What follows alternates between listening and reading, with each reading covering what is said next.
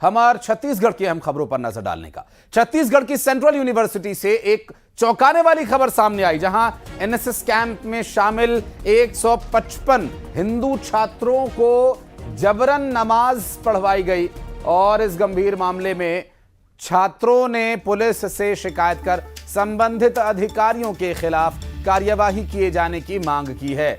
News 18 की खबर का बड़ा असर भी देखने को मिला है, जहां इस पूरे मामले में जीजीयू कुलपति ने मामले का संज्ञान लेते हुए 4 सदस्यीय फैक्ट फाइंडिंग कमेटी का गठन किया है और जीजीयू की एनएसएस इकाई ने 26 मार्च से 1 अप्रैल तक शिवतराई में एक कैंप का आयोजन किया था, जिसमें कुल 159 छात्र शामिल थे। छात्रों का आरोप यह है कि 30 मार्च को ईद के रोज 4 मुस्लिम छात्रों के साथ 155 हिंदू छात्रों को भी मंच पर बुलाकर नमाज अदा करवाई गई। छात्रों ने आरोप लगाया योगा क्लासेस के बहाने उन्हें नमाज के तौर तरीके सिखाए गए। मोबाइल पहले ही जमा करा लिया गया था ताकि कोई वीडियो न बन सके, कोई सबूत न मिले। छात्रों ने इसे धर्मांतरण की साजिश बताते हुए मानसिक रूप से परेशान करने और ब्रेन वॉश करने का भी आरोप लगाया है। क्या हुआ आप लोग के साथ? मैं समस्त हिंदू समाज को बताना चाहूँगा कि हम लोगों को जीजीवी में एनएसएस जो कैंप लगाया जाता है हर वर्ष, कैंप में ले जाकर वहाँ पे अभी ईद के दिन बच्चों को 150 हिंदुओं को 4 मुस्लिमों के वजह से वहाँ पे हम लोगों को नमाज पढ़ाने के लिए ज़बरदस्ती किया जाता है, कोई अनुमति नहीं लिया जाता है। और हम पूरे हिंदू समाज को बताना चाहूँगा मैं कि 6 बजे से 7 बजे के बीच जो योगा का टाइम होता था, उस योगा के बहाने बुलाकर 150 हिंदुओं को वहाँ पे नमाज पढ़ाया गया। इसमें कितना सत्यता है, इस सत्यता की जांच हेतु विश्वविद्यालय प्रशासन द्वारा त्वरित कार्रवाई करते हुए एक सत्य शोधन समिति फैक्ट फाइंडिंग कमेटी का गठन किया गया है, जो शीघ्र ही अपना रिपोर्ट प्रस्तुत करेगी। हमने थाना प्रभारी ने कुल सचिव को एक पत्र भी लिखा है कि आप इस पूरे मामले में क्या चीज़ें हुई हैं, फैक्चुअल चीज़ क्या है, क्या ऐसा कोई कैंप लगा था, क्या उस कैंप में कोई इस प्रकार के धार्मिक आयोजन हुए थे और यदि हुए थे तो कितने किस तरीके की चीज़ें हुई थी इत्यादि की सबकी जानकारी दें। और साथ में विश्वविद्यालय प्रबंधन ने भी कहा है कि उनके द्वारा फैक्ट फाइंडिंग कमेटी एक बनाई गई है। आप लोगों ने और उमेश हमारे सहयोगी इस वक्त हमारे साथ जुड़ गए, बात करेंगे उनसे। उमेश, पुलिस का भी हमने पक्ष सुना और जिस तरह से प्रिंसिपल ने इस पूरे मामले में बयान दिया, उनकी भी प्रतिक्रिया सामने आ चुकी है, लेकिन जो वो 155 छात्र तथाकथित रूप से जिन्हें नमाज पढ़वाई गई, उनके द्वारा क्या बताया गया कि वहां कैसे उन्हें मजबूर किया गया नमाज पढ़ने के लिए, और अब जो फैक्ट फाइंडिंग कमेटी बनाई गई है, संभवतः कल तक रिपोर्ट आ जाएगी उनकी भी? निश्चित रूप से देखिए, ये पूरी जो घटना है ये 30 मार्च की बताई जा रही है, क्योंकि 26 मार्च को एनएसएस की जो टीम है वो शिवतराई कैंप में गई हुई थी। वहाँ पर 30 मार्च को चूँकि ईद था, लिहाजा 4 जो छात्र थे वो मुस्लिम थे, उनको वो नमाज अदा कर रहे थे। इस बीच देखा गया कि जो छात्रों का आरोप है कि वहाँ पर जो कोऑर्डिनेटर है और जो प्रोग्राम ऑफिसर है, उन्होंने इन छात्रों को 155 छात्रों को यह दबाव डालते हुए कहा कि वो भी नमाज अदा करें, नहीं तो उन्हें प्रमाण पत्र नहीं दिया जाएगा। इससे आहत जो छात्र है वो कल कोनी थाना पहुंचे और इसकी शिकायत के पूरे मामले को पुलिस ने संज्ञान में ले लिया है। एसएसपी रजनीश सिंह ने सीधे तौर पर कुलसचिव को पत्र लिखकर तमाम जो बिंदु है और जो जांच के दायरे उन्होंने फिक्स किए हैं, उसके अनुसार उन्हें भी उनसे रिपोर्ट मांगी गई है। इसके साथ ही न्यूज़ 18 की खबर दिखाए जाने के बाद जो जीजीयू प्रबंधन है वो भी हरकत में आया। उन्होंने भी एक कमेटी गठित कर दी गई है। ये कमेटी 24 घंटे के भीतर अपना जवाब जो है वो प्रशासन को सौंपेगी, जिसके बाद ये स्पष्ट हो जाएगा कि आखिर क्या पूरा माजरा है, क्योंकि कहीं ना कहीं इस पूरे मामले को लेकर जीजीयू प्रबंधन, जो यूनिवर्सिटी प्रबंधन, वो और एसपी रजनीश सिंह दोनों ही इस मामले को गंभीरता से लिया है। चूंकि छात्रों का सीधे तौर पर आरोप है, तो कहीं ना कहीं इस गंभीर आरोप पर जांच के बाद ही स्पष्ट हो पाएगा कि आगे किस तरह की कार्रवाई की जाएगी। फिलहाल रिपोर्ट का इंतजार है, रिपोर्ट किस तरीके से जो कमेटी है वो सौंपती है प्रशासन को, और प्रशासन इस पूरे मामले को किस तरीके से एक्शन लेगा।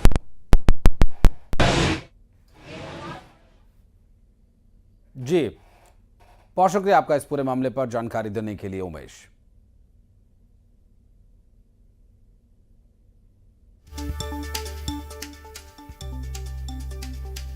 और अगली खबर रायपुर से। रायपुर जो राजधानी तो छत्तीसगढ़ की है, लेकिन तथाकथित रूप से एक बार फिर रायपुर में जो चाकूबाजी हुई है, इससे साफ जाहिर है कि ये चाकूबाजी की भी राजधानी ही मान लीजिए इसे, क्योंकि जिस तरह की परिस्थितियां यहाँ बनी हुई हैं, रायपुर जंक्शन रेलवे स्टेशन के बाहर ही चाकूबाजी हो गई।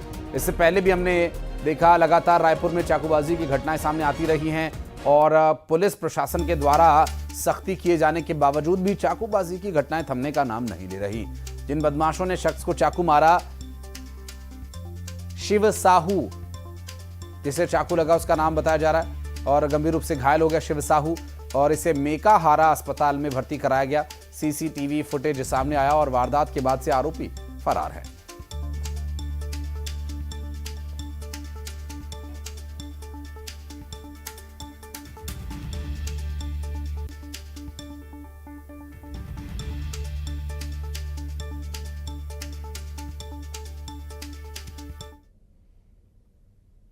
दुर्ग में घर के बाहर बैठे लोगों को ट्रैक्टर ने रौंद डाला। 2 लोगों की मौत हो गई, 3 लोग इसमें गंभीर रूप से घायल हुए बताए जा रहे हैं। एक बुजुर्ग महिला और एक 8 साल की बच्ची की इस दुर्घटना में मौत हो गई। सड़क किनारे ही इनका घर है और जो ट्रैक्टर जिससे दुर्घटना हुई, पाइपलाइन बिछाने के लिए काम में लगाया गया था। जेवरा सिरसा चौकी इलाके में यह हादसा हुआ, जिसमें एक बुजुर्ग महिला और एक 8 साल की बच्ची की मौत हो गई। घर के बाहर ही ये लोग बैठे हुए थे।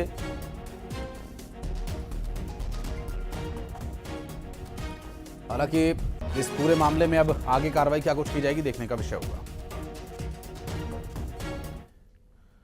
और दुर्ग में एक जैन मंदिर से लाखों रुपए की चोरी का एक मामला सामने आया। दरअसल चोरों ने दान पेटी से लाखों रुपए चुरा लिए। दुर्ग के पद्मनाभपुर जैन मंदिर में चोरी की वारदात हुई। चोरी का सीसीटीवी फुटेज सामने आया है।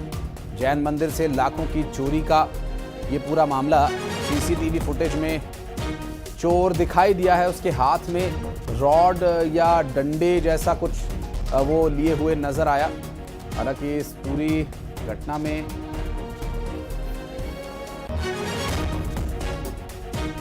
सीसीटीवी फुटेज जो सामने आया है उसमें शख्स का चेहरा ठीक तरीके से नहीं दिख रहा है। हालांकि इस पूरे मामले में पुलिस आरोपी तक कब तक पहुंच पाएगी, इस बारे में भी कुछ नहीं कहा गया है। और ये देखना भी अहम होगा कि जैन मंदिर से जो लाखों की चोरी हुई है, इस मामले में क्या कार्यवाही की जाती है।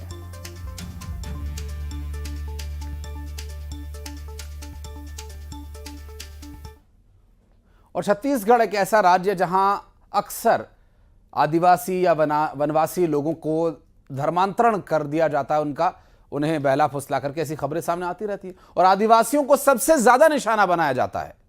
अब आदिवासी जागरूक भी हो रहे हैं इस संबंध में। एक तस्वीर इसके सामने आई, वो भी देख लेते हैं। सुकमा में 9 गांवों ने मिलकर एक सभा की। सभा में करीब 400 लोग शामिल हुए। इस दौरान धर्म परिवर्तन करने वाले 6 परिवारों को गांव से बेदखल कर दिया गया और दूसरी ओर 7 परिवारों ने हिंदू धर्म में वापसी भी की है। ग्रामीणों का साफ कहना है कि जो लोग हमारे धर्म को नहीं मानेंगे वे इस गांव में नहीं रह पाएंगे।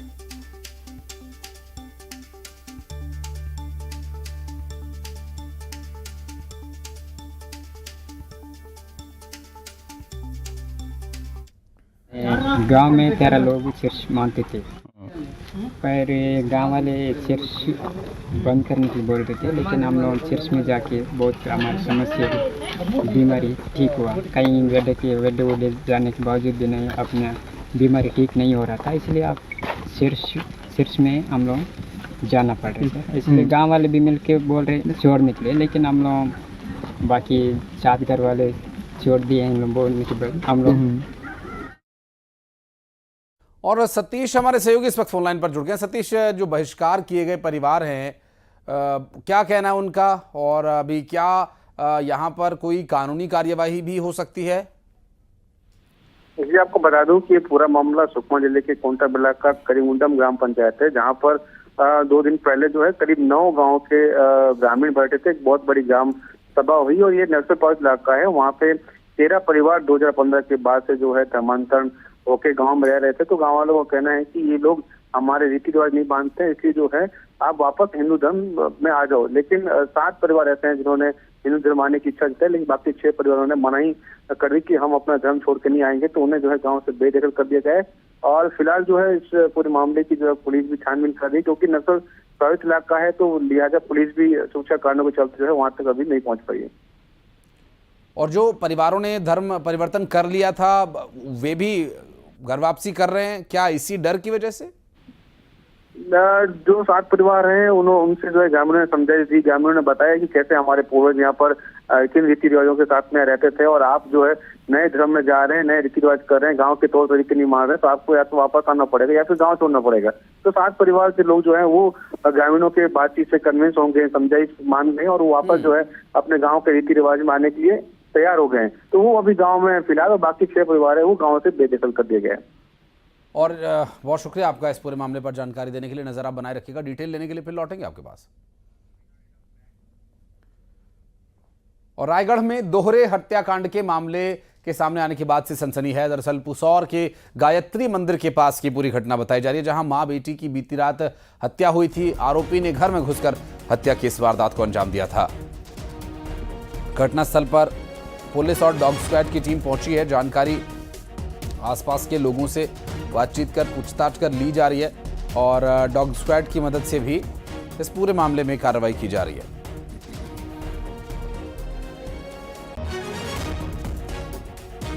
आपको बता दें कि रायगढ़ में दोहरे हत्याकांड का ये पूरा मामला, मां और बेटी की हत्या का ये पूरा घटनाक्रम पुसौर के गायत्री मंदिर के पास ये वारदात हुई है। हत्याकांड के पीछे क्या वजह हो सकती है अभी तक स्पष्ट नहीं हो पाया है। आरोपी घर में घुस गए थे और हत्या करके भाग गए। घटनास्थल पर पुलिस पहुंची हुई है, डॉग स्क्वाड की मदद ली जा रही है, और रायगढ़ से सामने आया ये पूरा घटनाक्रम, जिसमें क्या कुछ कार्रवाई की जा रही है, क्या वजह हो सकती है, बात करेंगे। हमारे सहयोगी युगल तिवारी इस वक्त हमारे साथ जुड़ गए।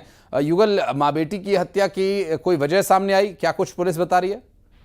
जी देखिए, पूरा मामला पुसौर थाना क्षेत्र का है। उर्मिला और पुष्प सिद्धार्थ, ये दोनों की जघन्य हत्या की गई है, और शव को घर के पास ही फेंका गया था। जैसे पुलिस को सूचना मिली, डॉग स्क्वाड और एफएसएल की टीम मौके पर पहुंची है। फिलहाल दो लोगों को पुलिस ने हिरासत में लिया है। एक तो जो युवती की मंगेतर है उसे, और उसकी मां को प्रथम दृष्टया लग रहा है कि संभवतः उसको जानकारी है, और संदेह के आधार पर दोनों को हिरासत में लिया गया है। हत्या की वजह क्या है इसका खुलासा नहीं हो कौन पाया युवती है, आरोपी कौन बनाया गया इसमें मुख्य? ये देखिए, अभी आरोपी कौन है इसका पता नहीं चला है। 2 लोगों को डिटेन किया गया है, हिरासत में लेकर के पूछताछ की जा रही है। अभी हत्या के कारणों का खुलासा नहीं हुआ है। ठीक है युगल, आप नजर बनाए रखिएगा, आगे डिटेल लेने के लिए लौटेंगे। बहुत शुक्रिया फिलहाल आपका इस पूरे मामले पर जानकारी देने की। और छत्तीसगढ़ में राज्य प्रशासनिक अफसरों के ट्रांसफर हुए हैं। विनायक शर्मा को अपर कलेक्टर मनेन्द्रगढ़ चिरमिरी भरतपुर लगाया गया है। माधुरी सोम ठाकुर को संयुक्त कलेक्टर कोरबा नियुक्त किया गया। स्निग्धा तिवारी को संयुक्त कलेक्टर जांजगीर चांपा में लगाया गया है।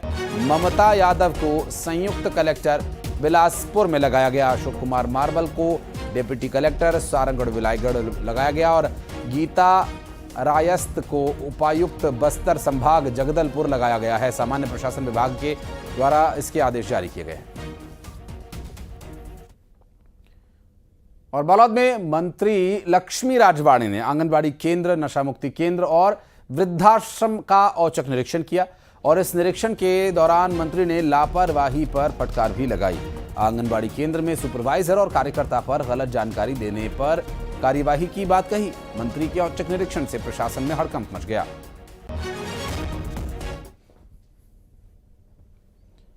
देखिए, हम तो साफ निर्देश दिए हैं। अभी इससे पहले आंगनबाड़ी केंद्र में गए थे, और वहाँ की कार्यकर्ता, वहाँ के सुपरवाइजर और वहाँ के अधिकारी के माध्यम से जो कमियां दिखी हैं, साफ निर्देश दिए हैं, और बने तो हम उनके ऊपर कार्रवाई भी करेंगे। क्योंकि गलत जो जानकारियां दे रहे हैं ये ऐसा नहीं होना चाहिए, क्योंकि हम ऐसे चीज़ों के साथ खेल रहे हैं जो बच्चों के भविष्य, मतलब कुल मिला के वो जानकारी जो दी जा रही है वो पूरी तरह से गलत जानकारी दी जा रही है। तो पूरे साफ निर्देश दे के आए हैं कि आइंदा से ऐसी गड़बड़ी होगी तो उनको हम सस्पेंड।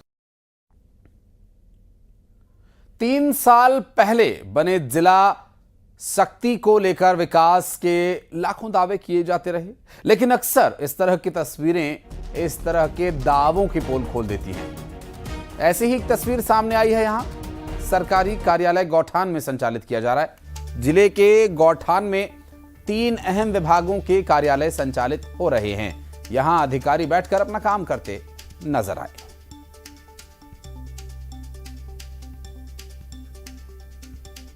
3 साल होने को है, लेकिन जिला बनने के 3 साल बाद भी शक्ति जिला जो है विकास के लिए तरस रही है।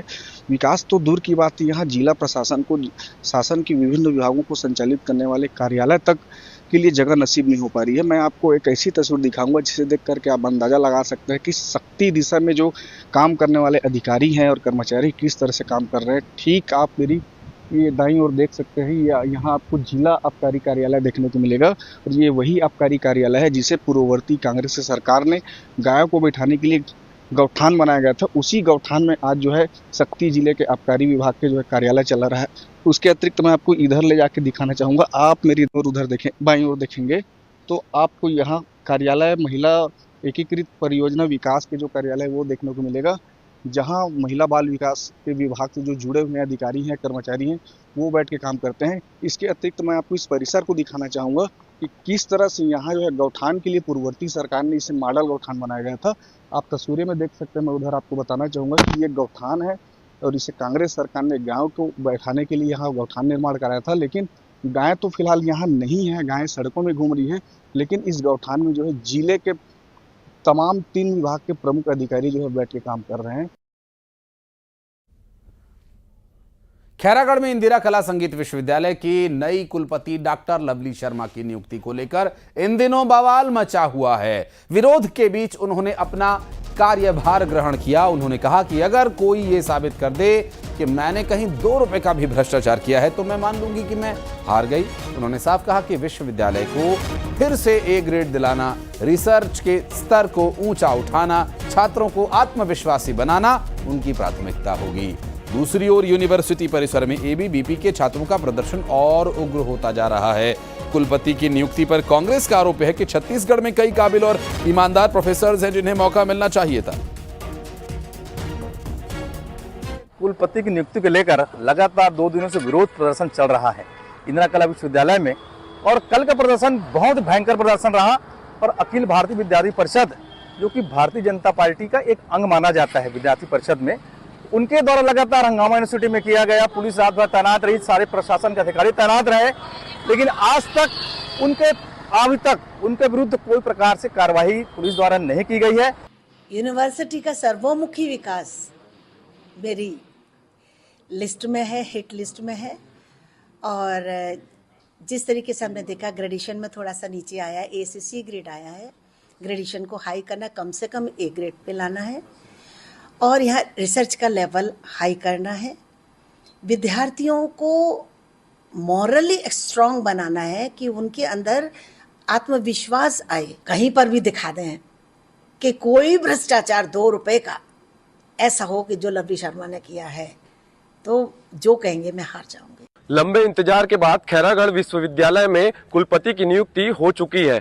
लवली शर्मा के नियुक्ति को लेकर ABVP के कार्यकर्ता रात भर धरना प्रदर्शन करते रहे। उनका मांग है कि जो लवली शर्मा का नियुक्ति खैरागढ़ संगीत विश्वविद्यालय में किया गया है वे भ्रष्टाचार में लिप्त है और उनकी जो नियुक्ति है उसे रद्द की जाए। लेकिन इन आरोपों को निराधार बताते हुए कुलपति लवली शर्मा का कहना है कि अगर उन पे कोई आरोप है तो वे सिद्ध करके दिखाए, जिससे वे आगे कार्य नहीं करेंगे। लेकिन अब जो ABVP के कार्यकर्ता हैं उनका कहना है जब तक उनकी नियुक्ति को रद्द नहीं किया जाएगा तब तक वे धरना प्रदर्शन जारी रखेंगे।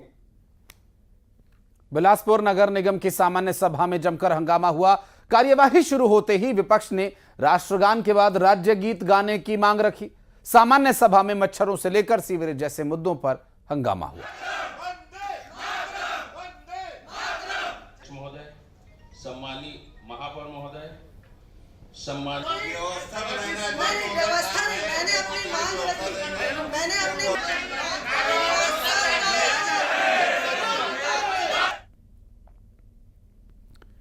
और बड़ी खबर बिलासपुर से, जहां कालिंदी इस्पात में मजदूर की मौत का मामला जहां बिलपान स्थित कालिंदी इस्पात में एक बड़ा हादसा हुआ। बिना सेफ्टी बेल्ट के दूसरी मंजिल से एक मजदूर गिर गया और गिदपुरी निवासी झगरू धृतलहरे की मौत हो गई। हादसे के बाद परिजनों और मजदूरों ने धरना दिया। परिजनों ने 1 करोड़ के मुआवजे की मांग की है। पत्नी को पेंशन, बेटे को नौकरी की भी मांग की गई है।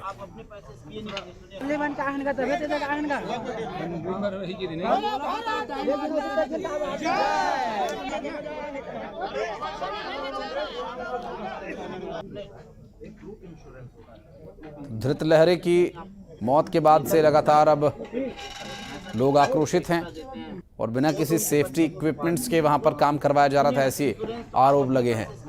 परिजनों और मजदूरों ने धरना प्रदर्शन किया इस संबंध में। उमेश मौर्य हमारे सहयोगी बात करेंगे उनसे। उमेश, कैसे हुआ ये हादसा और अभी क्या स्थिति फिलहाल?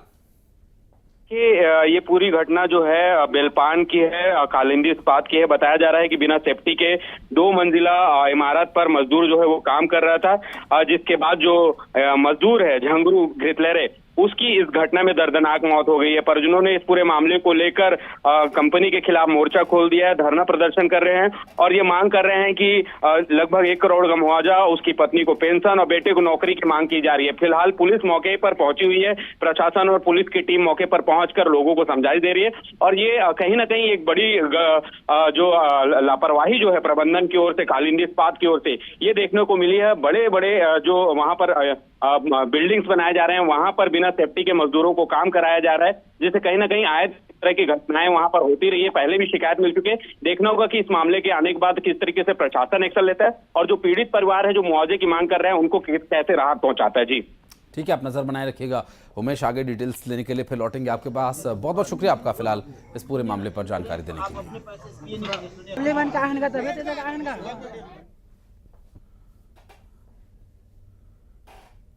और रायपुर में 3 साल की मासूम बच्ची के साथ दरिंदगी की गई। मासूम को इलाज के लिए अस्पताल में भर्ती करवाया गया। एक 13 साल के नाबालिग ने इस वारदात को अंजाम दिया। पंडरी पुलिस ने इस पर मामला दर्ज कर लिया है। फिलहाल आपको बता दें कि 3 साल की मासूम के साथ दरिंदगी का ये पूरा मामला है।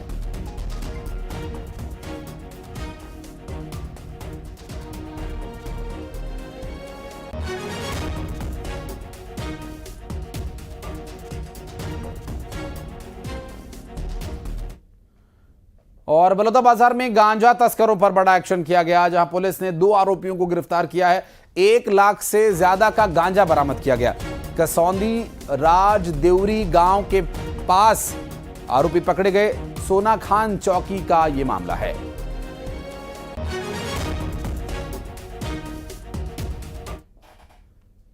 और अब दिखाते हैं 20 बड़ी खबरें फटाफट अंदाज में।